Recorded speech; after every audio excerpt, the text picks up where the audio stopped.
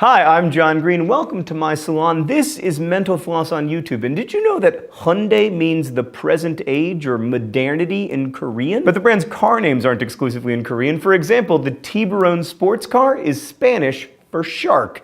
And who could forget about the Hyundai Pony, which is English for pony? Anyway, those are the first two of many car name meanings I'm going to share with you today. By the way, I'm going to tell you about both car brand names and car model names so you can sound like a real expert. All right, let's do this.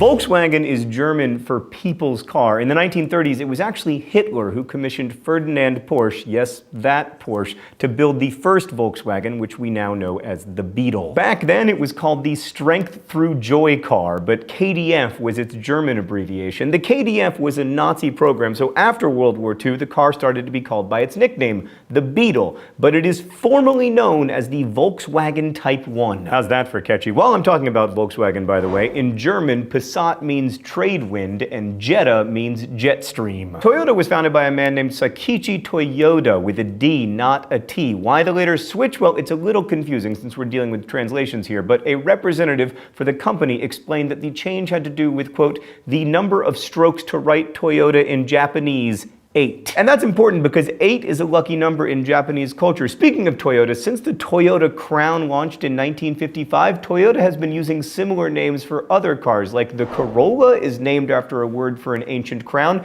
and Camry comes from the Japanese word for little crown. Wonder Woman has an idea for a Toyota, the Toyota Tiara. It's alliterative. Unrelated, but Prius is Latin for to go before, which the company chose because the car was available before, you know, like hybrids were a big deal. It's like a hipster hybrid. Side note, in 2011, Toyota invited the public to determine the plural of Prius, and voters landed on Prii. Nissan came from another company, Nippon Sangyo, which translates to Japan Industries. The first sounds of those two words were combined to give us Nissan. And if you've ever wondered why Nissan's luxury line, the Infiniti, has an I on the end instead of a Y, you're gonna have to keep wondering, because the Infiniti website states that the name was chosen in 1987 because the four I's were considered a, quote, fresh spelling.